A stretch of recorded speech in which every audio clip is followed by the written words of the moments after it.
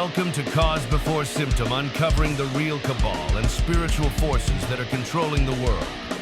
And now, here is your host, James Carner. Welcome to Cause Before Symptom. I'm your host, James Carner. Today is December 2nd, 2025, and tonight's episode is following up from last night, the stone that split empires. Last night we spoke about the spear of Longinus and how that was used to be passed on from family to family as a power relic. And it turns out the Breakspeare family were the ones who legally made objects legal to claim ownership. And that was something that none of the other families have done. And the other family, Orsini, they made the land or certain temples or areas full of ownership and then combined the legalistic value of relics and the place to store them brings power, apparently, to the satanic kingdom. Now, whatever Satan does, he steals from the kingdom of heaven. So somehow relics and the land combined give power to the devil. And it turns out that both families that we didn't know, we had to uncover all of this. And again, the information just keeps flowing. And both families did a ritual 250 years ago, right when Satan was released, and gave Satan, again, more power than he had even before he went into the pit. Now, that's only power over landmarks and relics, but those have been used to control people ever since. And this is why there's been a feud between the Orsini and Breakspeare families.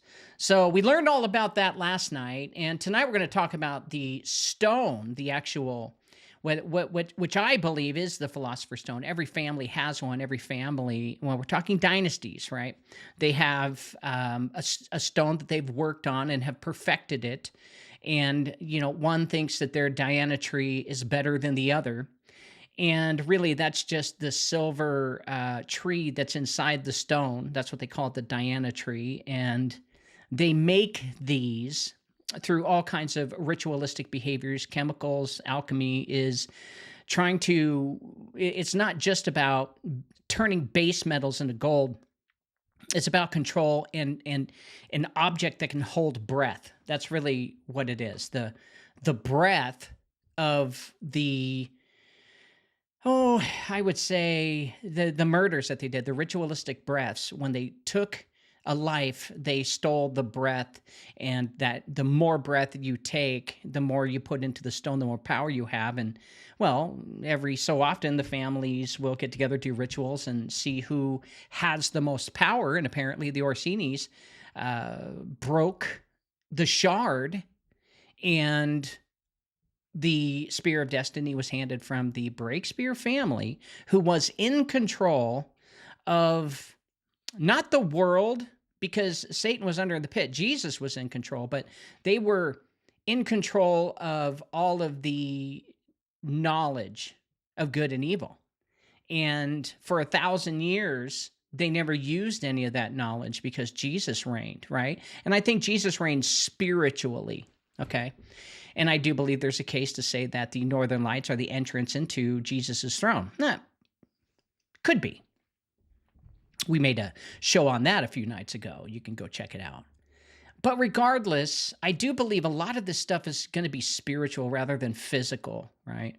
And that is the case if we are living in Satan's little season. Then what happened 250 years ago, I believe, is when Satan was released from the pit and to deceive the world for a short time. And we found out through study that a season, according to the heavenly realm, is 250 years, because a season is, one part of 4. And Jesus reigned for 1,000 years. Now Satan's going to reign for a little season. So I believe it's 250 years. And tonight we're going to follow up with the philosopher's stone and how that has to do with the families, both Breakspeare and Orsini. And the more I continue to research, the more it makes sense, and this whole thing starts to really come together. And I'm excited about it because it's fun to expose these liars whom, have been in control for all this time, except during the Dark Ages, that they had control over their own kingdoms, right? Because Jesus can't just bend them to their will until he returns for the last time. But I don't even think he'll bend them towards their will. I think just his majesty alone will make it happen.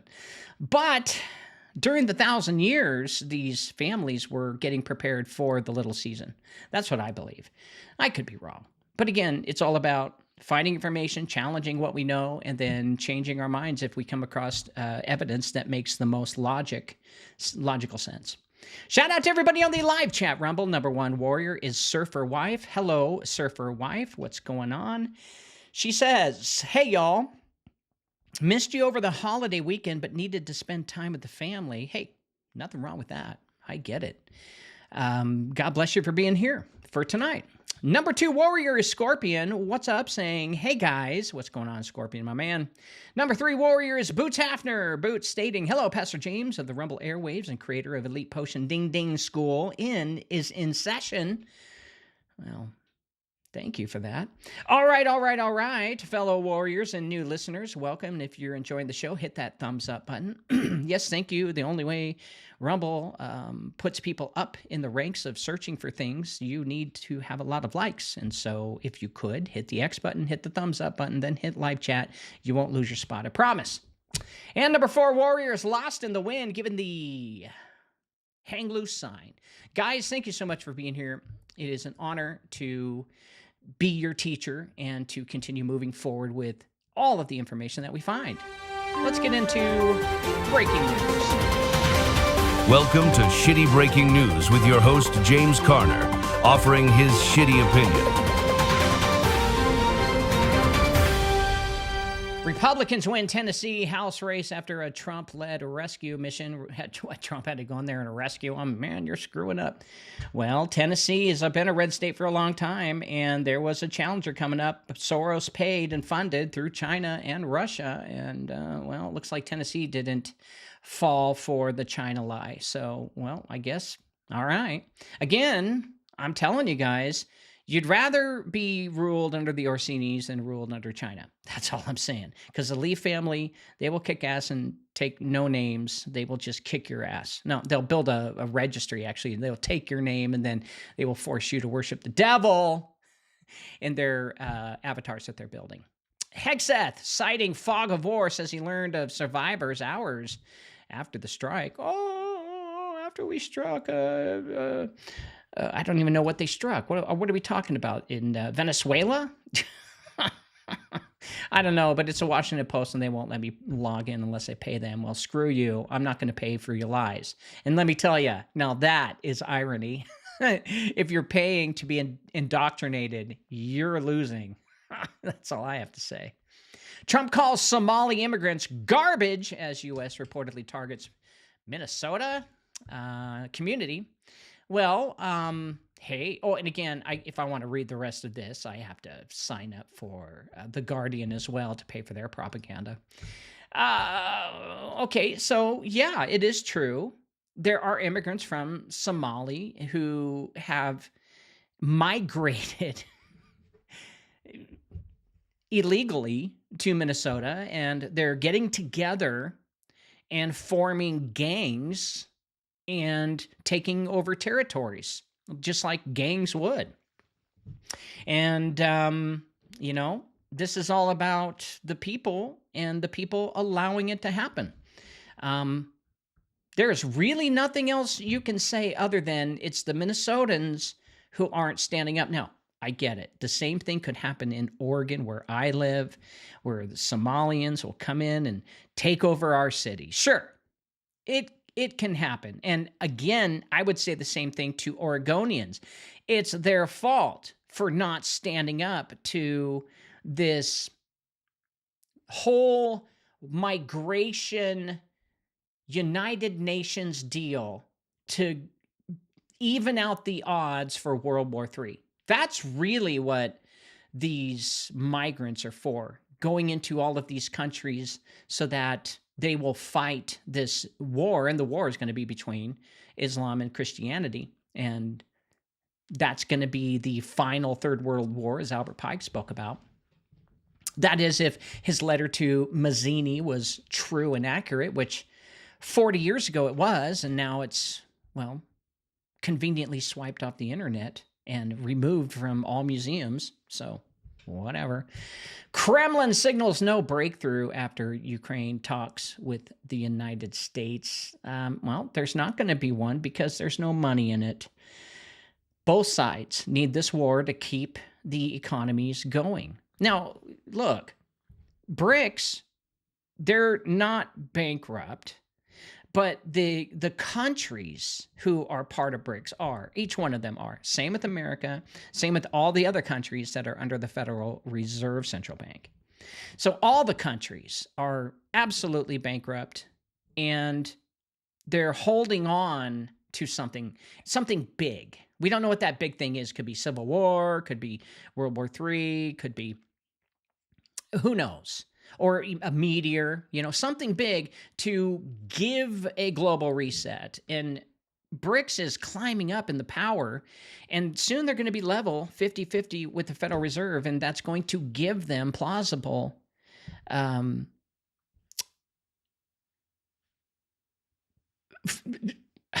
authority to switch everyone to CBDC. That's what they're looking for, because when all of the currencies kind of balance each other out, that's the perfect time for a new world order currency. Now, the Bible says Satan can't have that until his 7-year tribulation. So if the 7-year tribulation already happened, right, preterists will say so, and I believe the Ethiopian Bible backs the preterist thing up.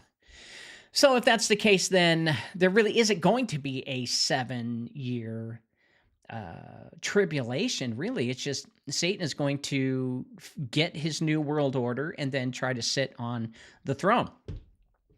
So we're learning more and more as we continue to study the Ethiopian canon. But regardless, during the Satan's little season, it does say that Gog and Magog will, and all other countries will surround Israel as it's a thorn in the side of everybody. And, well, that's what's really happening right now. Nobody likes Israel. Nobody does, because they're still committing genocide. There's still famine in Gaza, and there shouldn't be, because Israel, just a couple miles away, has plenty. Egypt, a couple miles away, has plenty. And yet, the people in the Gaza Strip, screwed. That's genocide. Call me anti-Semitic, fine. If murdering women and children and senior citizens is and you don't like that and you're considered anti-Semitic, okay.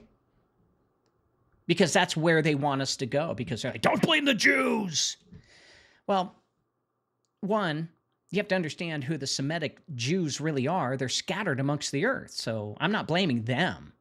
I'm blaming the bankers who are putting on the costumes of being Jewish, and they're not. That's who I believe. Those are the fake Jews. The European white Jews located at this time, I believe, in Kazakhstan, setting up the world for world domination through the Bank for International Settlements. If you've got a better idea, I'd love to hear it. Anguished dad describes son's death in mass shooting at Stockton, California. Now we're going to reporting gang violence now. Remember, it used to always be gang violence and murders there, and then it kind of switched to churches and schools, and now we're going back to gang violence.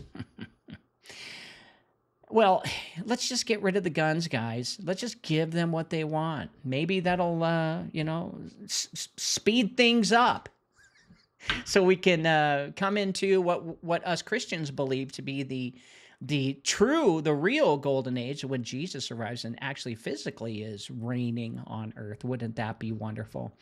And that's all of the crappy, horrible breaking news. When we come back, we're going to be talking about the stone that splits empires. Yes, the philosopher's stone. More details that I have learned coming up. Get excited, please. I'll give you $10,000 if you can find just one person who's never filed a tax return. I'll give you $10,000 if you can find just one person who's never filed a tax return. Have you ever filed a tax return? Yes.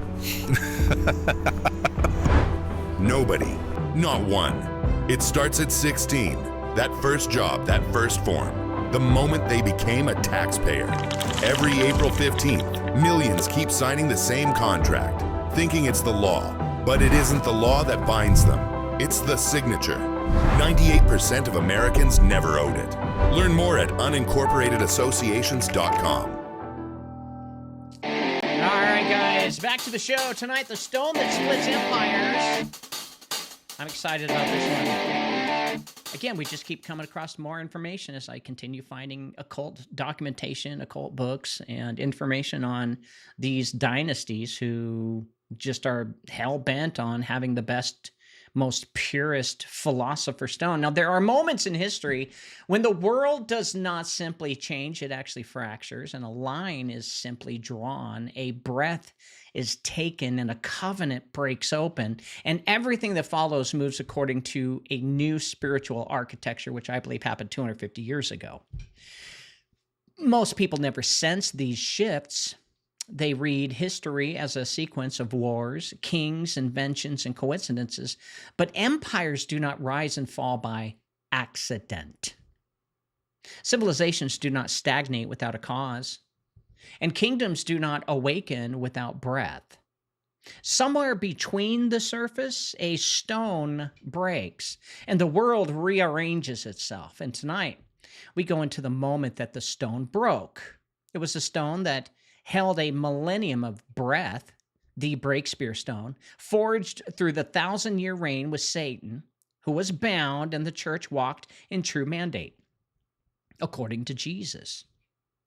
Now, that stone was a vessel of a custodian line, a living philosopher's stone containing accumulated spiritual authority. And when the Orsini masters of alchemy and priests of the old Roman mysteries, when they struck that stone and released the shard, the world as we know it split into two. And what followed was not myth. It was a fallout. The Breakspears, stripped of mandate, fled east, carrying with them the last remnants of breath into lands that still understood heavenly legitimacy. Believe it or not, the East understand the spiritual world too. This is like common knowledge for militaries. The West unleashed the Inquisition not to root out doctrinal error, and we're talking about the Spanish Inquisition, but to purge every node of the old custodial network from the 1,000-year reign of the Breakspears. Now, they didn't reign the world. They just reigned the kingdoms that they had, kept their mouths shut, and played church while Jesus was reigning. Okay?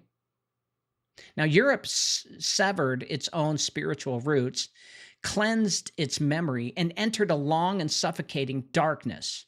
And they call it the Dark Age because they couldn't perform rituals and get any spiritual entities to do what they want. And that's why there was no freaking progress for 1,000 years during the Dark Ages. So civilization stalled. The West forgot itself because it no longer had breath to sustain its ascent. Meanwhile, the fracture, the shard, accomplished something else, something historians just cannot explain. And they won't touch it with a 10-foot pole because, God forbid, you touch on anything religion in the science realm. But it empowered the East. This is something, the fracture was taken east. And when the Breakspears carried their breath into China, meaning their power, an ancient empire recognized what Europe had thrown away. And China did not reject mandate. It understood it, it received it, and rose by it. Gunpowder refinement, porcelain mastery, astronomical advancements, naval expansion, and bureaucratic sophistication surged because the breadth of Christendom now lived in exile. And two worlds merged from one broken stone. A West collapsing into superstition and purges, and an East accelerating into refinement and dominion. Now, empires shifted, not by steel or intellect, but by mandate. This is the story no scholar can account for. No theologian dares articulate, and no institution will ever acknowledge, because they do not know that stones carry covenants in agreement. Shards carry succession, and breath carries nations. In successions, I would mean documentation that the Breakspeare's royalty and their blessings from the dark side was given east. Now tonight we follow this fracture. We follow the Breakspeare exodus into the east, who we now call the Lee family. We expose the Inquisition as a ritual purge, and we confront why the Dark Ages were truly dark. And we reveal how China's modern rise traces directly back to a stone that broke in Europe 250 years ago.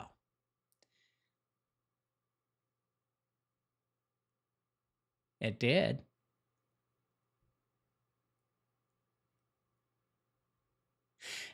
And its aftershock is still unfolding in our wars, our economies, our alliances, and our spiritual battles. And in the final kingdom now forming on the horizon. So buckle up, buttercups. Holland is here. What's up, Holland? Are you watching the show with your wifey? All righty. The stone carried by the Breakspeare line was not a mineral object, but a vessel of mandate, the true form of what alchemists later tried to imitate under the name philosopher's stone. The medieval alchemists believed the stone was a physical substance that could transmute metals to grant longevity, but these were just shadows of an older truth.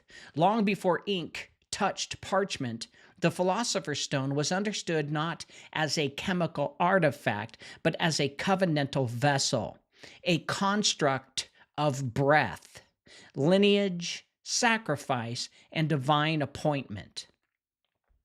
It was the distillation of generations of spiritual legitimacy, and not in metaphor, but in actual spiritual density.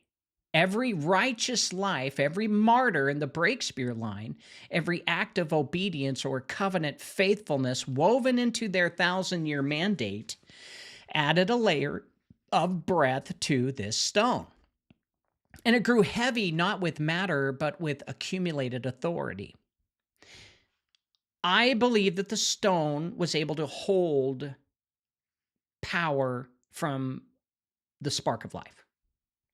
And if your family owns the documentation of the stone and all of the registry of the death that you have put in there, right? All the murders, all of the genocides, okay? All of that spark goes to the stone. The stone holds the breath of life, the spark. Now, the fallen angels, they recognize the authority of the one holding the philosopher's stone, and they grant favors. And they have to legally.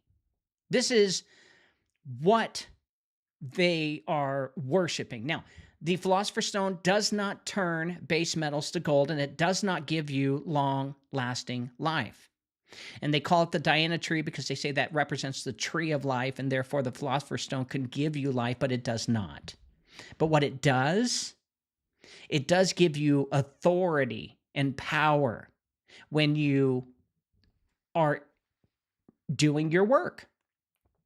And whether you're working for the kingdom of heaven or the kingdom of darkness, the deaths that were collected in that stone, that family dynasty's philosopher stone, is where they can influence people without much work at all, because spiritually they,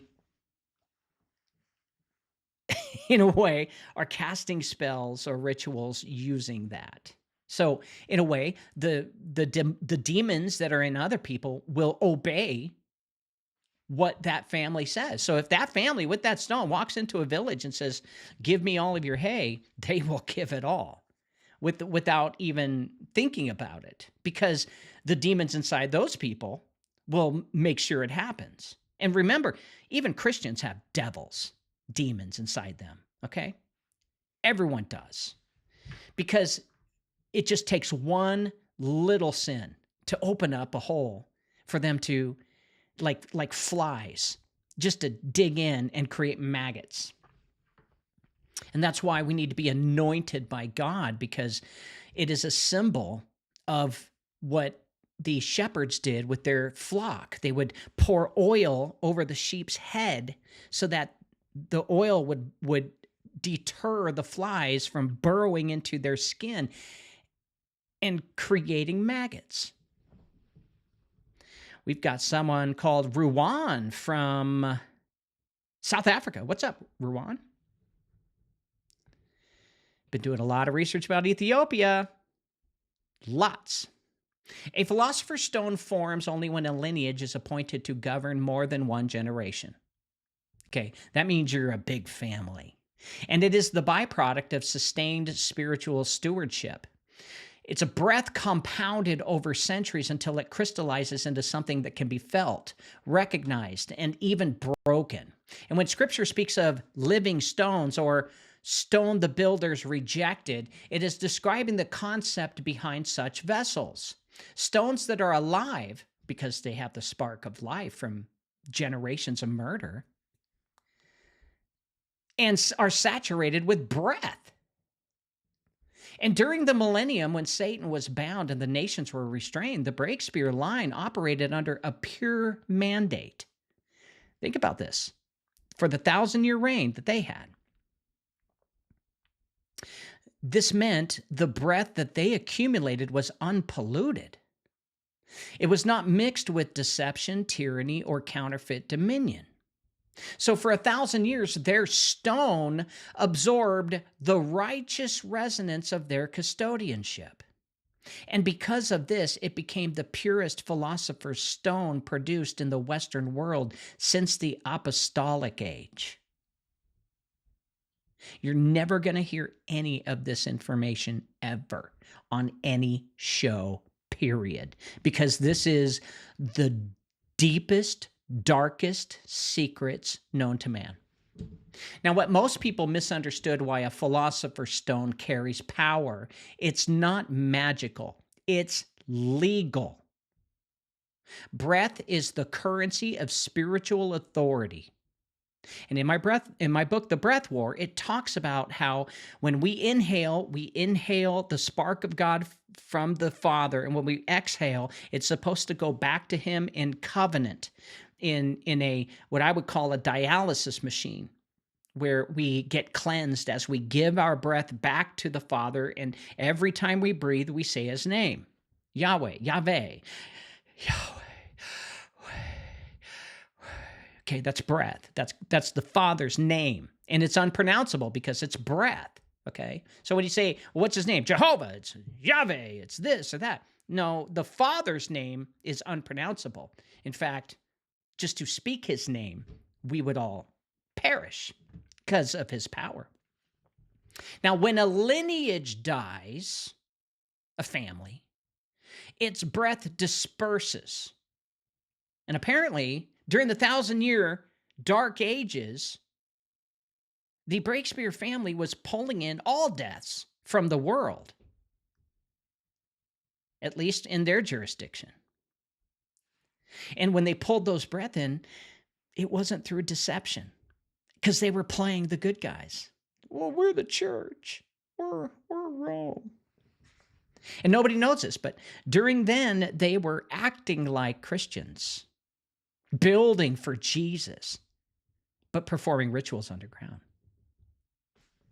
But when a lineage is appointed, protected, and allowed to accumulate righteous breath over centuries, we're talking 1,000 years, that breath solidifies into a vessel, a stone, that heaven recognizes as a legal witness of their mandate. Satan knew this was coming. He got that family prepared to get their philosopher's stone, the Breakspeare family, which nobody even really knows anything about. I think out of all the shows I've ever seen, I've declared more information about the Breakspears than anyone. And I'm not boasting or bragging or being modest. I'm just saying I believe that nobody has dug as further as I have, and I wanted to because I didn't understand Orsini, Breakspears, how, I get the Orsinis are in control, but how the Breakspears, there's physically nothing about this family written. No one wrote about them. And the same thing with the Lee family. And we've had to deduce from what was not said, and through little trade deals and paperwork through the Dent family and the Breakspeare family to finally get to the truth. So back to the stone. They are a witness of the mandate. It's a legal right. And this is why the stone can break. A stone that holds mandate can fracture only when heaven decrees the end of that lineage's custodial role. Now, the break itself is the act of heaven interrupting continuity. The shard that emerges is effectively the newly appointed mantle, separated out from the old vessel and identifying the successor family chosen for the next age. And since Satan was just released from his 1,000-year reign, the Orsinis broke the stone and heaven allowed it, so Satan could have his little season. This is true. And this is the true meaning behind the philosopher's stone of legend. The alchemists were trying to replicate through minerals and heat what only breath and legal mandate can actually create. And because the Breakspeare stone was formed during the Millennium, an era of divine restraint, order, and limited deception, it held more breath than any Western lineage could ever accumulate again. And Satan needed that for his final war against Jesus. And its density was the accumulation of 1,000 years of righteous governance, martyrdom, and divine appointment. And it pulsed with legitimacy. It hummed with the resonance of divine structure. To touch it was to touch a fragment of the world as it had been when Satan's chains were still intact. And this is why the Orsini could not simply take the stone or usurp the mandate. Succession required a fracture, a shattering that heaven recognized as the end of one mandate and the birth of another. The Breakspeare's lines, stone did not break because the Orsini wanted it to. It broke because the millennium ended. Satan was released, and the world was entering the little season in which hidden authority would replace visible authority. Now, the Orsinis, as masters of true alchemy, and they were very, very good at it. And this is why they're the masters at chemical warfare today. They understood what philosophers never could, that alchemy is the manipulation of spiritual vessels, not metals. And they understood that the stone was not fragile, but obedient. And it did not break under force, it broke under alignment. Meaning, it wasn't hard for them to break it. They just literally, it was and it broke. Easy. Done. Because spiritually, it gave them the authority. Legally. Now, the ritual that shattered the Breakspeare stone was not an act of violence, but an act of synchronization. A moment when the spiritual architecture of heaven signaled the stone to release its shard. The Orsini acted as catalysts, not conquerors. They positioned themselves as a family capable of receiving the next age's mandate, and when the stone broke, it confirmed heaven's decision. The shard belonged to them because the stone itself declared it. And what makes this philosopher's stone different from the legend is that it was not designed to grant immortality or wealth. It was designed to store breath. And breath is the one thing Satan cannot counterfeit. He can mimic miracles, manifestations, and power structures, but he cannot produce true breath. Only divine appointment can accumulate it. And this is why stones of mandate cannot be forged, only inherited. And they are spiritually bank vaults. Legitimacy and heaven alone keeps the record. So the philosopher's stone of the Breakspeare line was therefore the last true vessel produced before the world entered its age of deception. And once broken, the mandate shifted from a visible lineage with public influence to a hidden lineage operating in silence. And the world lost the ability to perceive the custodianship. Relics lost their meaning. Innovation dried up. And the West fell asleep spiritually because the vessel that once held its breath had cracked open, releasing the shard and ending the age of visible authority. So this is why the stone deserves entire chapters. It is not only the hinge of the story, it is the hinge of world history. And the stone did not just split, it split timelines. It split the West from its own inheritance. It split global power into East and West. And it split Christendom into a pre-stone and post-stone world. And the aftershocks of that break are the very world we now inhabit. And dude, if you look at it, man, weird shit started happening 250 years ago. Once the stone broke, the Breakspeare line entered a condition that no lineage is ever prepared for. The sudden loss of mandate, okay? The Breakspeare family kept the stone, but the shard that broke off of the stone was kept by the Orsini clan, including the passing of the Spear of Destiny from the Breakspears to the Spear of Destiny, the Spear of Longinus, it pierced Jesus' side, to the Orsini so that they are the rightful ruler. And this is the same scepter that will be given to the Antichrist. And what I believe is happening right now, I believe that the Breakspears are rising enough to challenge the stone again. Because the Breakspears feel like they are the ones who should usher in the Antichrist, not the Orsini family. Now, a family accustomed to ruling the spiritual infrastructure of the West, they found itself stripped of the breath that had defined it for 1,000 years. And this was not exile in the human sense, it was exile in the cosmic sense. Whatever they said wasn't manifesting. And a custodian whose stone has fractured becomes spiritually exposed, like a king whose anointing has departed. And they are no longer shielded by the authority that they once carried, and the world that they helped govern begins to reject them. Now, every throne, every altar, every relic, every covenantal office that they once touched would now recoil from them. And this is why the Breakspears could not remain in Rome or anywhere within the jurisdiction of Latin Christendom. The structures that they once upheld would become hostile to them, and out of malice, but not out of malice, but out of spiritual incompatibility. So their age ended. And when mandate departs, visibility becomes dangerous. A lineage that once stood at the center of religious and political power must suddenly disappear. And this is why the Breakspears did not simply lose influence, they withdrew quietly and completely. The West would later remember them only as a footnote, a single pope, a few scattered traces, and that's it. But this amnesia was intentional. A dethroned custodian cannot compete with a successor. They must evacuate the field entirely. And if they had stayed, they would have been annihilated, not necessarily by violence, but by the spiritual gravity of the new mandate settling into place. Now, the Orsini shard was now the center of the West's unseen government, and anything that rivaled or contracted that would be removed by the invisible hand of divine law itself. Yet the Breakspears did not simply wander. Their destination had already been chosen by the spiritual logic. And when a Western mandate ends, its remnants move east, and this pattern appears in Scripture. In post-apostolic migrations, in the survival of mystic orders, and in the behavior of every dethroned lineage across recorded history, eastward is the realm of preservation. Remember, Adam and Eve fled east after they left Eden.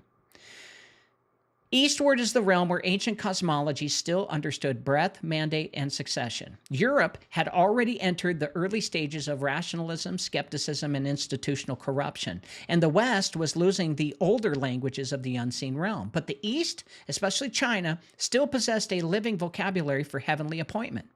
And the concept of the mandate of heaven was not symbolic there. It was a legal and cosmic mandate. Chinese dynasties understood throne legitimacy not by inheritance alone, but by spiritual resonance. And they would be able to recognize that Europe had discarded. So the Lees, right, would be flexing. That's right, Robert. This is why the Breakspeare went east, not for safety alone, but for continuity, to build a new empire, to rise up against the West. And a lineage full of residual breath cannot simply dissolve. Breath gravitates towards places where it can be recognized and utilized.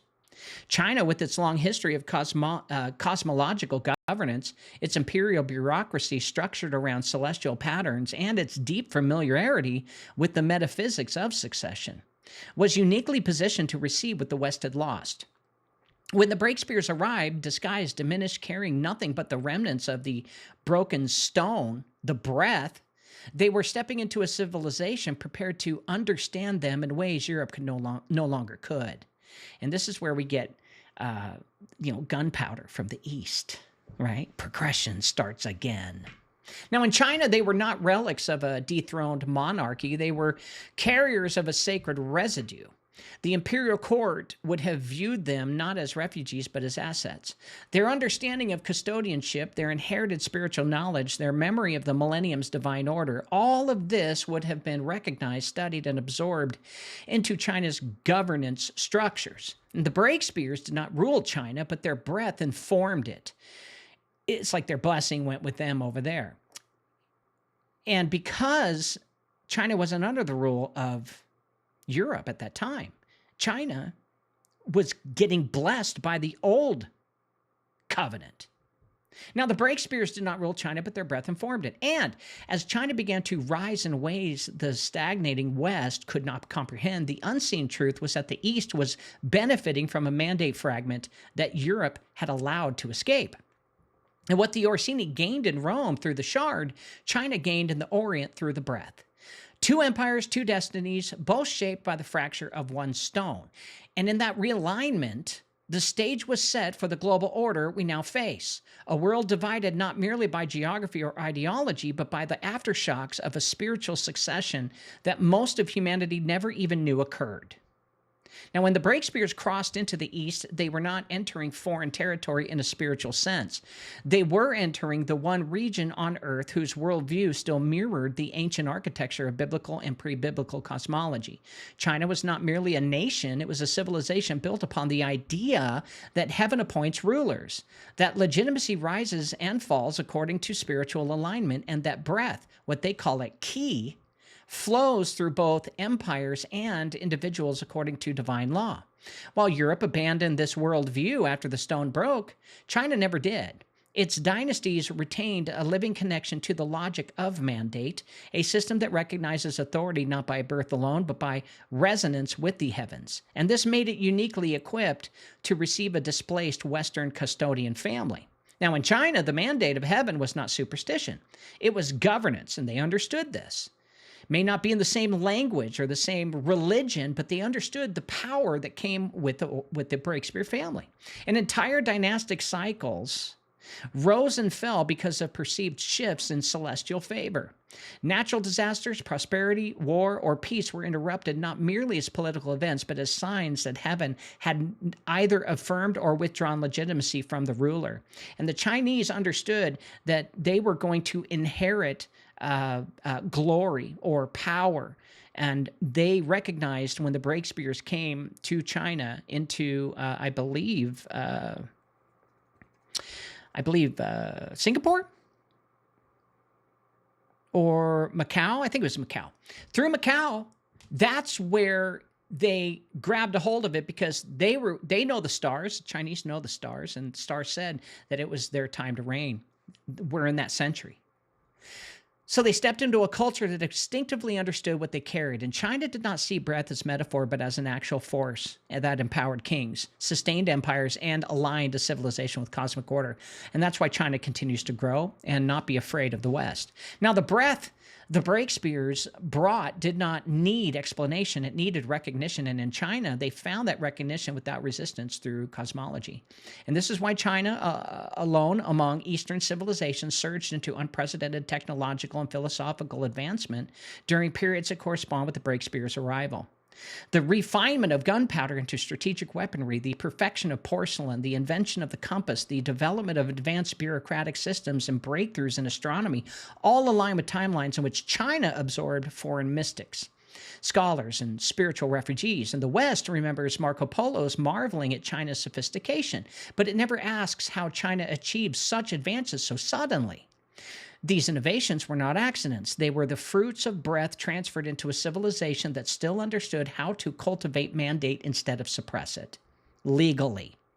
Now, while Persia, Byzantium, and India possessed deep religious traditions, none of them maintained the same cosmic legal framework around rulership that China preserved. Persia and Zoroastrian remnants, but lacked continuity. Persia had Zoroastrian remnants, but it lacked continuity. They didn't have legal standing ground. And Byzantium was collapsing under theological schisms and political decay. And India's caste structures prevented breath from flowing into governance. Only China held a throne that understood legitimacy as a spiritual contract, not a hereditary right. And this made the Chinese court the ideal recipient of the Breakspeare knowledge. Knowledge not of doctrine, but of custodianship, spiritual architecture, and the mechanics of mandate that once governed Christendom. Now, the Breakspears did not take power in China. They infused it. Their breath mingled with an empire already structured to recognize and amplify mandate. The imperial astrologers, court mystics, and dynastic advisors would have identified them as bearers of a rare celestial inheritance. They would have studied them, learned from them, and integrated their understanding of divine order into the governance of the empire. As Europe collapsed into the Dark Ages, China entered what historians call its golden dynastic cycles, but a golden age requires a golden breath, and the West had lost its own. So the result was a world divided in ways historians cannot explain. Europe stagnated despite Christian dominance. China flourished despite distance from Jerusalem. And the deeper truth is that the breath that once sustained Christendom had simply migrated. It was not lost, but it was transplanted. And the very substance that Europe needed to advance, the spiritual mandate that once generated saints, scholars, architects, and kings, was now breathing life into the East. So China rose not because of superior resources, but because heaven had redirected the remnant breath of a fallen custodian line into its sphere. Heaven had no choice. Satan understands law. We don't. He dumbed us all down, so we'll never understand law. And when we speak of these mandates and authority and law, it just goes right over our head. And the reason why is because you've been brainwashed and conditioned to be stupid, especially in the spiritual realm. Now, this gave China something Europe no longer possessed: momentum, patience. And civilization, they rise not by strength, but by momentum, spiritual, intellectual, and cosmic. And the momentum China gained from the Breakspeare exodus set in motion a trajectory that would not fully reveal itself until the modern era, when China's ascent and Western decline would once again converge, echoing a fracture that began when a stone broke in Rome. And when the Breakspear stone fractured and the mandate passed to the Orsini through the shard, the spiritual map of Europe shifted overnight. Yet the political world moved slowly, still anchored in the illusion that authority came from thrones, councils, and clerical offices. What almost no one understood was that the fracturing of a philosopher's stone initiates a cleansing cycle. A displaced custodian leaves behind a trail of structures, allies, mystics, scribes, monasteries, and families who once drew breath from that mandate. Well, those nodes become incompatible with the new spiritual order that the Orsinis are now creating, and their existence threatens the coherence of the new custodianship because they continue to vibrate with the resonance of a mandate that no longer governs the age, spiritually and legally. And in the eyes of the new inheritors, in this case the Orsinis, those nodes must be rooted out for the West to come under a unified spiritual governance. And this is the real origin of the Spanish Inquisition. Contrary to the sanitized story of religious zealotry or doctrinal enforcement, the Inquisition was a targeted purge of Breakspeare-aligned families and institutions. They went after Christians. It was and the Breakspeares claimed to be Christians. They were gaining power into their stone by acting like they were holy. And they did it legally because they understood the law of heaven and earth. They got all that stuff from all of their King Solomon shit, thanks to King Solomon.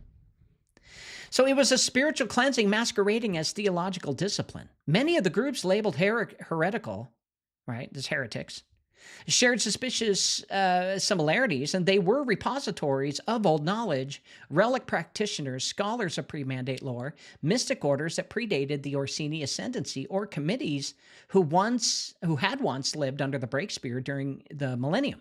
Now, these groups were not dangerous because of their beliefs, but they were dangerous because they carried fragments of an older spiritual structure the new era could not absorb. It wouldn't work. It's a different vibration. And their memory alone was a threat. So after the stone broke, the Orsini needed to consolidate their custodianship not by overt conquest, but by erasing the old framework or a new reset. And from which opposition could regenerate. And I believe the exact same thing is happening in China right now in the Great Reset, as China will break the stone of the Orsini clan through the Lees. Now, to the common people, it appeared as religious policing, the Spanish Inquisition. But to the political authorities, it appeared as a way to centralize power. But beneath the surface, the Inquisition was performing a spiritual sterilization, removing from Europe any lingering channels through which the old breath might still flow. And it was not enough that the Breakspeares themselves had fled east. Their sympathizers and repositories of lineage memory had to be extinguished as well. So their entire monastic libraries were burned, not because they contained dangerous heresies, but because they preserved teachings tied to pre-Orsini custodianship. And alchemists were hunted not for sorcery, but because some had traces of the Breakspeare stone's cosmology encoded in their framework. And mystic orders were disbanded because their rituals still reflected the old resonance. And families who had once served under Breakspeare popes or cardinals during the Millennium mysteriously fell under scrutiny, and their estates seized, their bloodlines absorbed or eliminated. Even groups like the Cathars, the Waldensians, and the early mystic movements became targets not because their doctrine were foreign, but because they preserved a spiritually incompatible vibration with the emerging alchemical legal governance of the Orsini. And the brutality of the Inquisition makes no sense until viewed through this lens. Why such disproportionate violence? Why the obsession with total eradication? Why the pursuit of purification down to the last village, the last family, the last manuscript? Because the Orsini were not purging ideas, they were purging resonance, vibration. A fragment of the old breath left uncontained. So that could potentially birth competing authorities, so they had to get rid of it. And the Inquisition, therefore, became the apparatus by which the West's spiritual memory was wiped clean, ensuring the Orsini shard would stand alone as the legitimate mandate of the age. Now, hey, you don't have to believe in all this crap. You don't. Just be Christian and follow Jesus. But if you want to know the true history of these Luciferians and what they believe and what they have been doing and how they're able to control you guys, here's your history. Now, the pattern of this correlates with the heresy, but with old Breakspeare territories, like areas with their influence, direct or indirect, had once shaped ecclesiastical life. And the goal was not to correct theology, it was actually to sever continuity. And the Orsini needed a very clean ground from which to govern the new spiritual era. And this required erasing the old custodial lattice that had once upheld the Millennium for 1,000 years. So the Orsini had to clean house. And by the time the Inquisition waned, which took what? Hundreds of years? Yeah. The Inquisition didn't end until the early, 1910s? 1920s? By the time the Inquisition waned, Europe had been spiritually amputated, and what remained was a church stripped of ancient breath, a continent unable to access the custodial logic that had once lifted it, and a populace severed from the living memory of its own spiritual heritage. The Inquisition achieved what no army could. It broke the West's connection to its former mandate and ensured that the new custodianship could operate without rival. Now, this purge, even though horrific, successfully prepared the West for the age of hidden authority, the age in which legitimacy would no longer be visible, breadth would no longer be recognized, and the masses would no longer understand why their civilization has dimmed. And the Inquisition did not protect the church, it protected the succession. And in doing so, it completed the second great aftershock of the stone that split empires. Are you getting me? I know I'm very technical. That's how I think. The period that historians call the Dark Ages has always been a puzzle. How could a continent that inherited Rome's roads, aqueducts, engineering, literacy, administrative systems just suddenly descend into 1,000 years of stagnation? How could an empire capable of monumental construction, complex mathematics, philosophical debate, and expansive governance collapse into a world where the plow became the single most defining innovation? The covenantal explanations, barbarian invasions, economic collapses, disease offer only surface-level symptoms. They do not explain the absence of advancement and the disappearance of intellectual momentum, or the strange, suffocating stillness that settled over Europe for centuries. But when viewed through the lens of mandates, legal documentation, the picture becomes painfully clear. Europe entered the Dark Ages because the Breakspeare stone had fractured and the breath that sustained Western civilization evaporated. So civilizations rise not from resources, armies, or geography, but the spiritual momentum. What Scripture calls breath, inspiration, or the animating force that allows a people to build, innovate, understand, and ascend. Well, during the Millennium, when Satan was bound and the Breakspeare line carried the legitimate mandate of the West, Europe flourished under divine structure. Cathedrals, monasteries, universities, and philosophical schools emerged not merely from human ingenuity, but from the spiritual current flowing through the continent. The breath of mandate enables creativity, stability, governance, and progress. And it is the invisible scaffolding that holds civilization together. And when that breath was displaced in the aftermath of the stone's fracture, Europe did not simply lose a political family, it lost the animating force that made civilization possible. So the collapse was not immediate. Breath fades gradually, like embers cooling after the fire has been removed. But after a century or two, literacy declined, intellectual life shriveled, and the spiritual imagination of Europe constricted. How? Why? Even the monasteries that once housed scholarship became isolated islands of memory.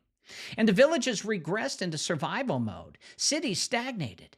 Innovation vanished because innovation requires breath, and breath was no longer present. What historians describe as loss of knowledge was not the results of illiteracy alone. We didn't get dumbed down. It was the result of a continent no longer aligned with its own mandate. Legally, and the spiritual current that once fed Europe's ascent had moved eastward, carried away by a displaced custodian family and received by a dynasty capable of recognizing its value. So this is why Europe's development halted, even in areas untouched by invasion or disease. The problem was not external pressure, but internal emptiness. A civilization without breath becomes a body without spirit, animated only by reflex, not purpose. Architecture shrank, philosophy degenerated, art retreated into iconography, science froze, Europe became a continent trying to breathe through lungs that no longer held air. And it survived by instinct, but it could no longer ascend. And the very capacity for progress, which comes from spiritual resonance, had dissipated. So the Dark Ages were not simply dark. They were hollow. And what remained in Europe was a shell of Christendom without the mandate that once animated it. And the church retained rituals, but not breath, power, but not clarity, structure, but not momentum. And the Orsini shard would eventually stabilize the West in the age of hidden authority. But during the transitional centuries, Europe floated in a void between the broken stone and the consolidation of a new custodianship. It waited, suspended, directionless, until the alchemical succession fully settled. And this is why the Renaissance appears almost miraculous, as if Europe suddenly woke from a trance. The Renaissance was not the rediscovery of ancient texts.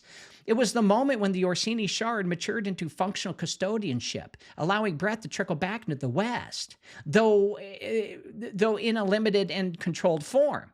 And the Renaissance was not a rebirth, it was a partial reanimation, a measured return of mandates strong enough to spark creativity, but not strong enough to restore the fullness of the millennium. Thus, the true cause of the Dark Ages is not mystery at all anymore. A broken stone removed the breath of civilization from Europe. A displaced custodian left the continent without spiritual governance. A purge erased the old guard who might have preserved continuity, and for centuries afterward, Europe lived in the shadow of a fracture it could not see, understand, or name. The Dark Ages were not the failure of men. They were the vacuum left behind when mandates departed. Now, when the historians note that the plow was the central technological advancement in the Dark Ages, they rarely pause to consider what this actually means. The plow is not a symbol of progress, it is a symbol of survival. It is the tool of a people reduced to subsistence.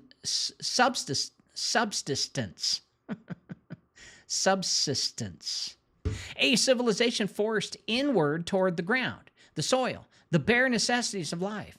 A plow represents a world that no longer ascends, but merely endures.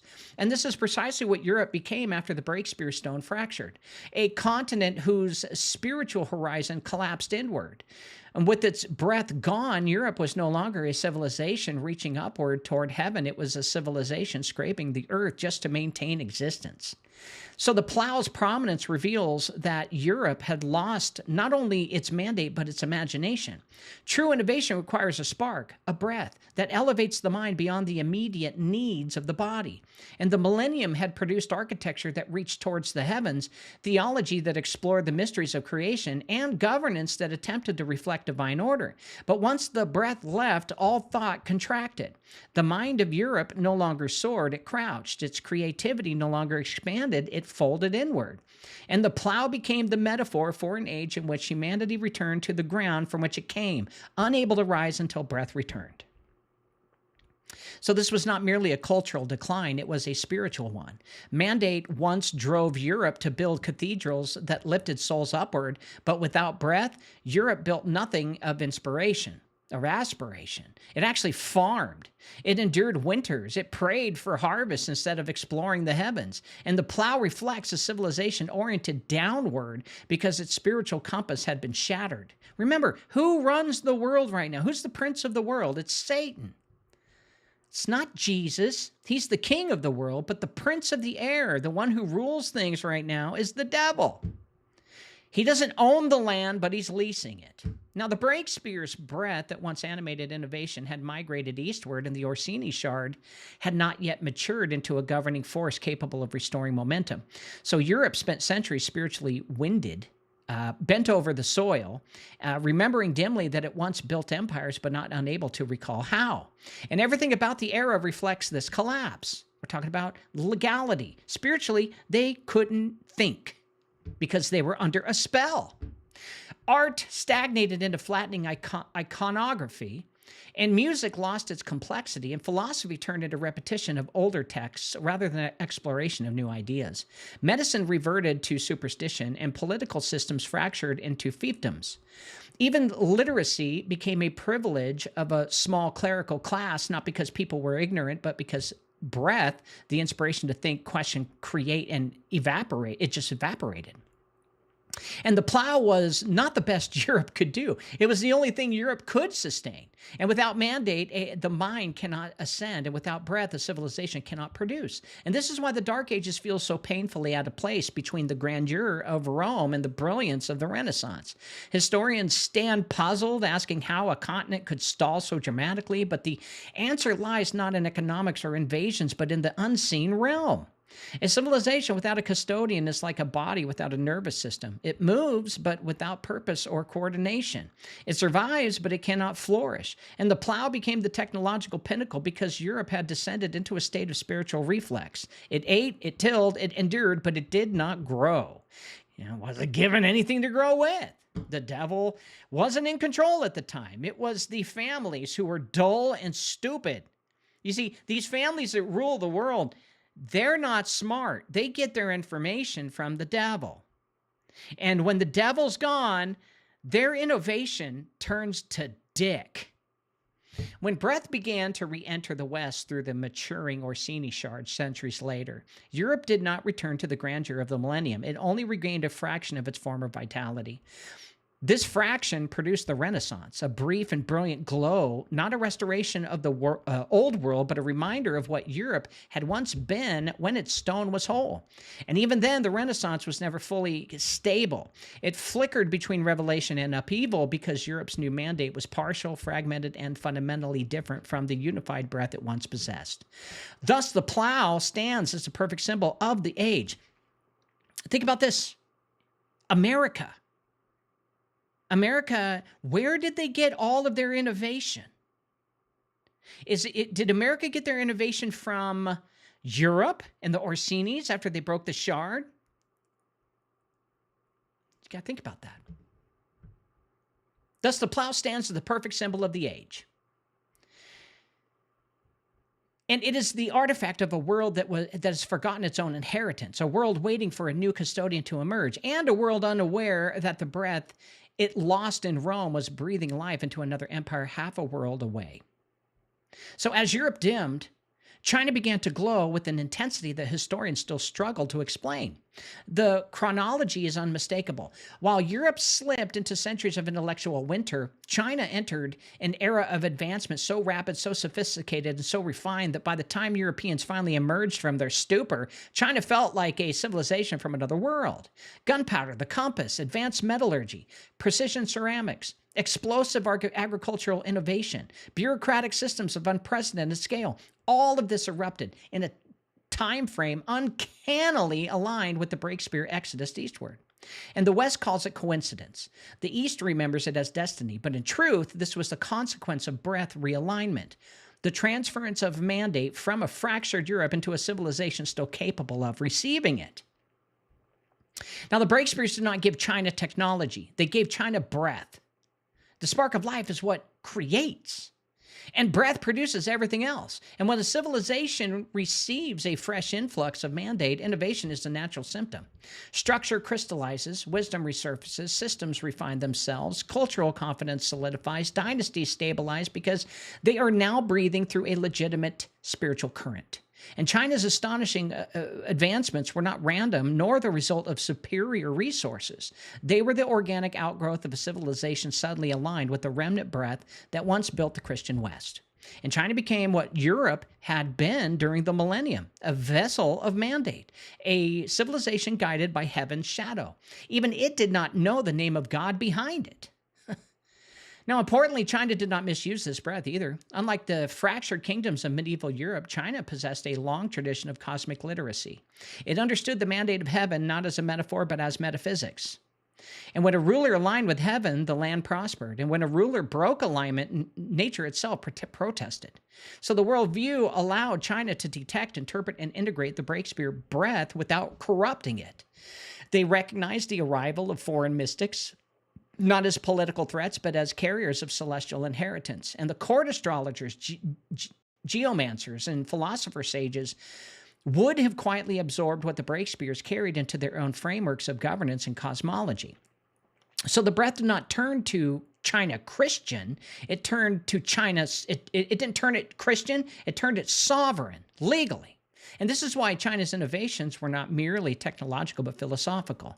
The confusion, refinement of social order, the Taoist deepening of cosmology, the bureaucratic perfection of imperial examination system, these were not the inventions of an isolated culture, but the expressions of a civilization undergoing spiritual acceleration.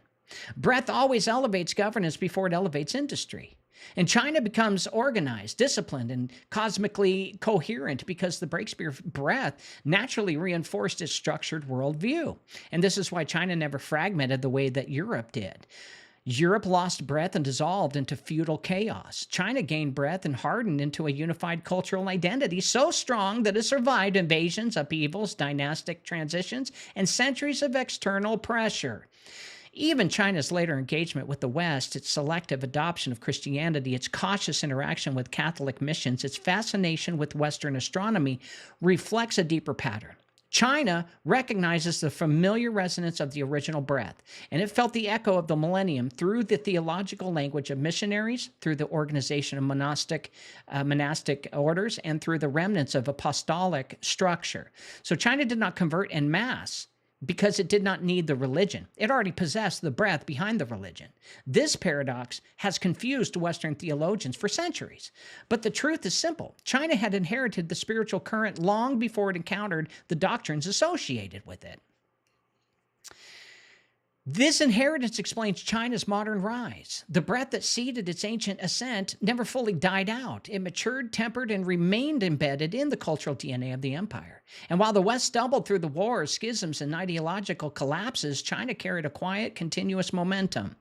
Even when externally suppressed by Mongol invasions, colonial pressures, or internal revolutions, the breath remained dormant rather than extinguished. And in the modern era, when global power structures began to reconfigure, the ancient breath resurfaced with unmistakable clarity, propelling China into a position of geopolitical significance that mirrors its rise centuries earlier.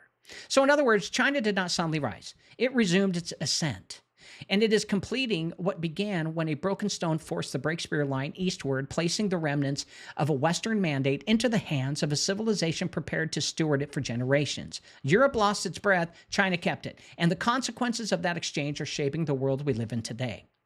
Now, as the Breakspears breathe, or their breath settled into China, a second process unfolded. It was slower, quieter, but every bit as consequential. The Breakspeare family, no longer custodians of the West, yet still carriers of spiritual residue, entered into a gradual alignment with the Eastern Old Guard. These were not emperors or military dynasties alone, but the hidden families behind the throne.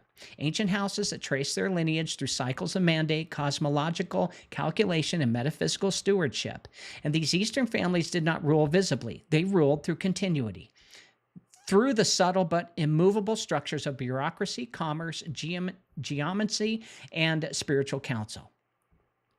And they understood legitimacy as a long arc rather than a single appointment. And in the Breakspears, they recognized something extraordinarily rare, a Western lineage that had once governed under divine mandate. So to China's old guard, the Breakspears were not refugees. They were broken custodians carrying a wounded but potent inheritance.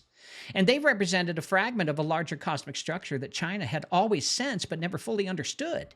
This made them valuable not as rulers, but as advisors, interpreters of heavenly rhythm, and bearers of a breath that harmonized naturally with China's own dynastic metaphysics. And over generations, the Breakspeare remnant integrated into this deeper architecture of influence, not as conquerors, but as collaborators. And their knowledge of the Millennium, an era of order unmatched in human history, became an interpretive key that China's old guard used to refine their own systems of rule, ritual, and succession. So this alliance did not produce a hybrid religion or a blended philosophy. Instead, it produced an agreement. China's old guard would safeguard the remnant breath, cultivate it, and integrate its logic into the empire's spiritual and administrative design. And in return, the Breakspeare line would receive protection, continuity, and a role in the shaping of the East's long-term civilizational trajectory.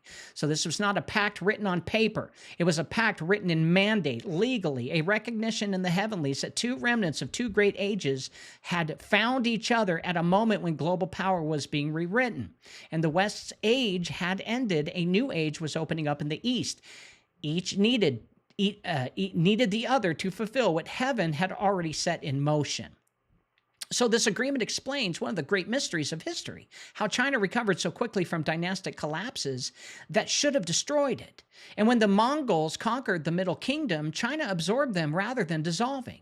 And when internal revolutions shredded the ruling class, China reassembled its structure with uncanny resilience. And when Western powers humiliated China during the colonial era, the empire appeared shattered, but beneath the fractures, the ancient breath remained intact.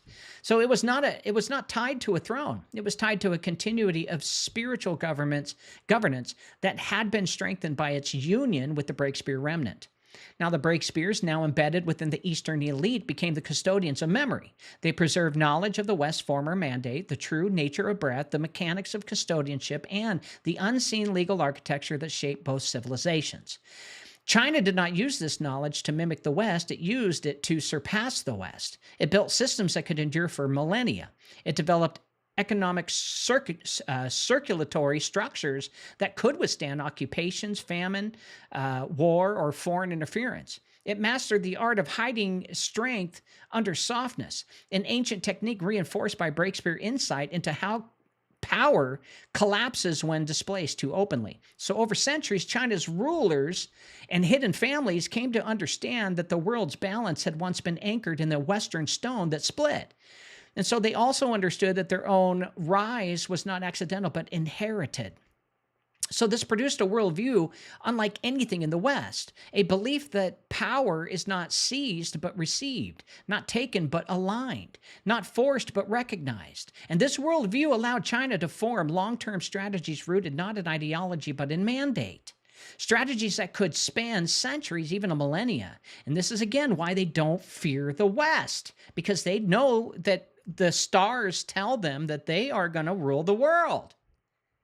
And this alliance, this marriage of Eastern continuity with Western remnant breath set the stage for the modern geopolitical world. Now, Xi Jinping is not the ruler of China. The dynasties that are underground are. The Li family is one of them.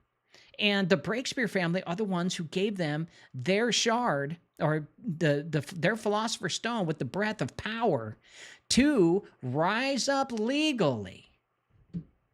And the fallen angels have to do what the stone says. So it explains why China's ascent into the 21st century feels inevitable, synchronized, and even predestined.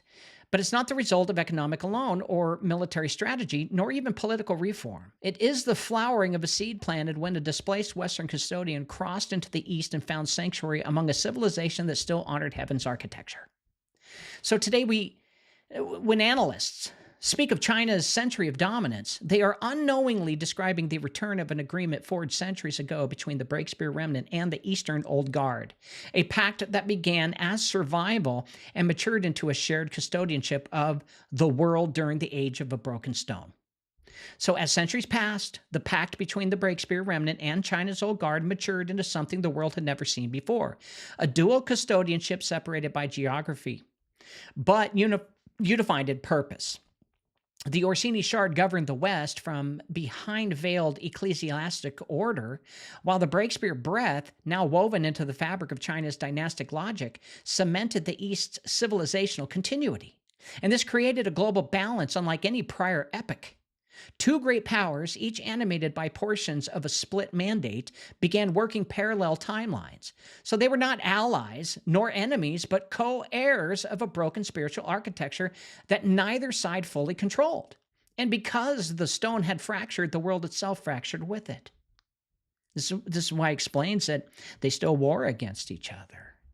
Now, the West, guided by the shard, became the realm of hidden thrones, banks, orders, dynasties, and ecclesiastical networks that masked spiritual authority behind economic and institutional power. The East, strengthened by the remnant breath, became the realm of continuity, enduring structures, long-term strategies, civilizational memory, and cosmic patience. Neither side possessed the whole mandate, which meant neither side could establish a truly global order. Instead, the world entered a long tension phase, when Scripture symbolically refers to as the little season, a period in which fractured thrones vie for influence while waiting for the restoration of a unified custodianship in the end times. So this tension is why global power oscillated rather than consolidating. The West surged during the Renaissance, the Enlightenment, the Industrial Revolution, and the colonial era, but the surge was followed by collapse, war, and fragmentation. The shard carried power, but not stability. A shard can cut, but it cannot sustain. And the East, conversely, did not surge suddenly. It grew slowly, cynically, and cryptically. Dynasties rose and fell, yet China's core identity endured because breath sustains, and when it does not dominate, even when it does not dominate. And this is why the East rarely conquered the world. It was never meant to. Its role was preservation, not expansion. Now, the modern world emerged exactly as the intersection of these two arcs. As the West industrialized, weaponized, and globalized, the East conserved, calculated, and waited. The West mistook its technological dominance for divine mandate, believing its systems were self-generated rather than shard-powered. Meanwhile, the East understood that no civilization holds mandate forever. It measured centuries, not decades, observing as the West exhausted itself through wars, revolutions, resources, empire collapses, ideological battles, and even corrosive effects of its own unbalance and power. But the East did not. It did not need to defeat the West. It just needed to outlast it, which is why you're seeing them do nothing about Venezuela. This is the true context behind modern geopolitics right now and today. The rise of China is not a revolt against Western order. It is the maturation of a seed planted when the Breakspeare breath arrived in the East. And for generations, China preserved its inheritance quietly, knowing that global power would eventually return to the East as the West's shard weakened under the weight of its own fragmentation.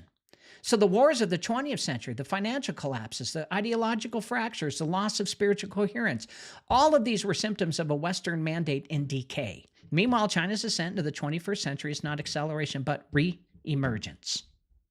So this is why China's modern rise feels predetermined rather than competitive. It's not simply winning economically or technologically, it is fulfilling a trajectory set in motion centuries ago. Everything the world interrupts is strategy.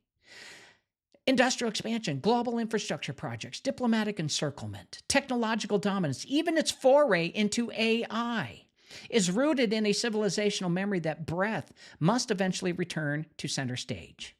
China does not see itself as rising, it sees itself as resuming the role it inherited.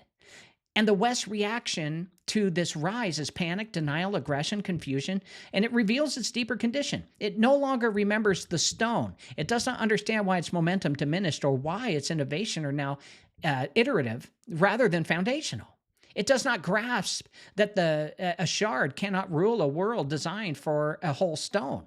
And the West is fighting a battle it cannot win because it is not a geopolitical contest. It's a consequence of a spiritual fracture.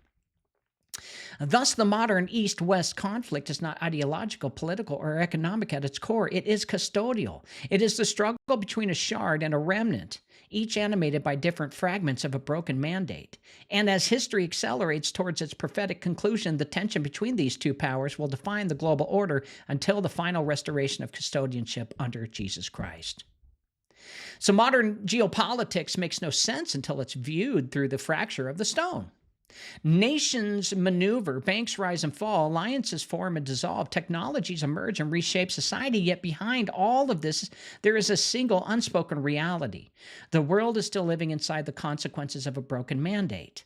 Every institution of global power, the Vatican's spiritual machinery, the West's financial architecture, the East's state capitalist engine, the intelligence webs of Europe and America, the technocratic superstructures rising through AI, exist because the stone split and the world's custodianship fractured with it. Yeah. The powers of our age are not random actors competing for dominance. They are heirs of a spiritual architecture that was designed to be unified, but now operates in pieces. And this is why the Vatican still behaves like an empire long after it lost the ability to govern nations. The Orsini shard, buried beneath centuries of ritual, diplomacy, occult scholarship, and ecclesiastical infrastructure, still holds enough spiritual inertia to influence the West's elite families and decision makers. But it cannot stabilize the world as the Breakspeare stone once did. And it cannot animate financial dynasties, intelligence networks, and supranational institutions. The Bank for International Settlements, the IMF, the Federal Reserve, the European Union, all of these structures operate as extensions of the shard, not in theology, but in mechanism. So they attempt to impose global order using the only fragment of mandate the West still possesses.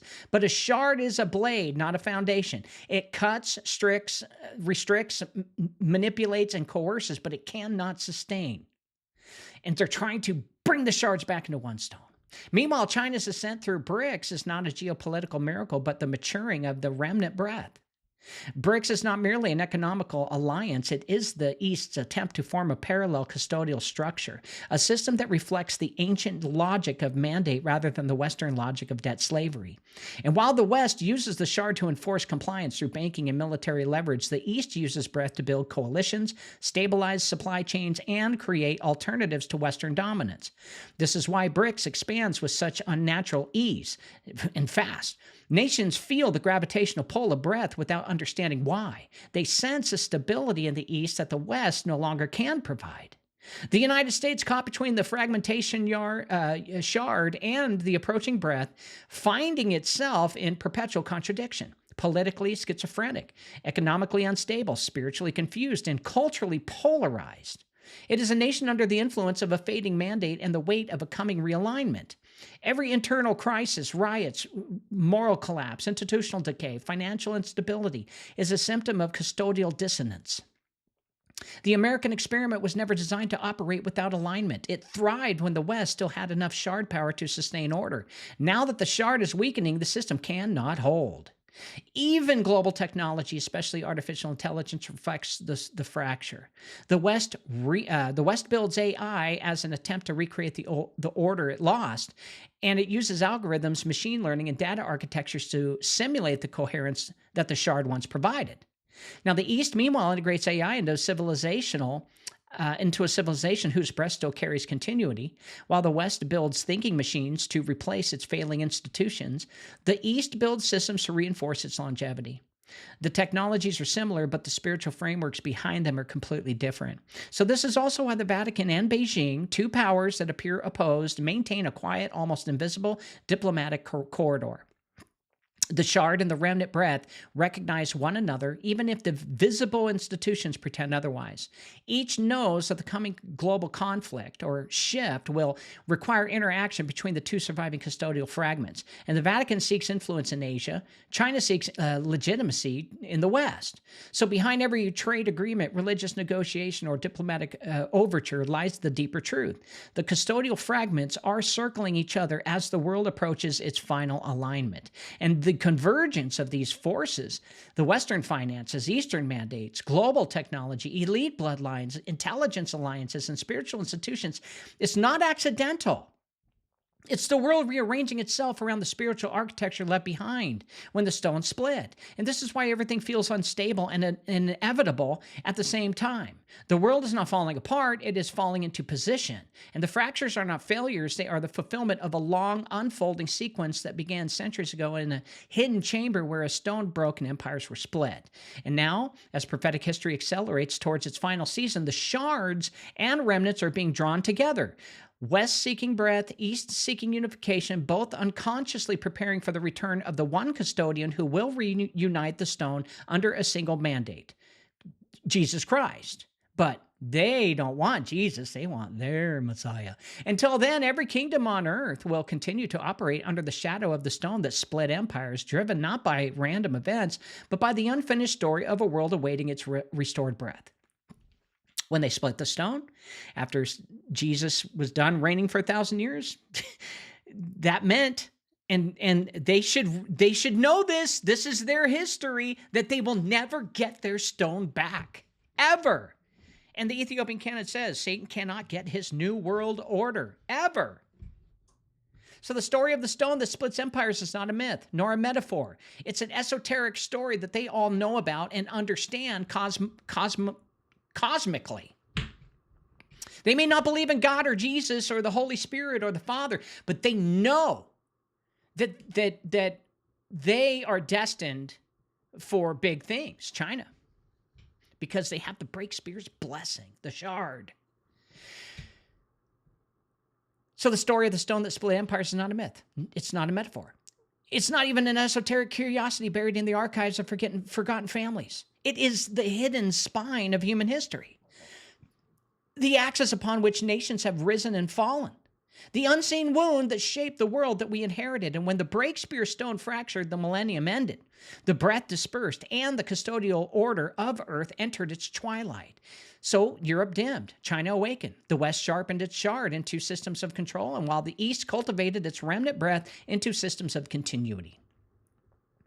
Two halves of a broken mandate continued forward, each incomplete, each powerful, each destined to clash yet unable to dominate the other. So now no empire since that day has truly understood why it rose or why it fell. No nation has recognized the fracture beneath its feet, but the fracture has shaped everything. So the world today is not chaotic, it's fractured.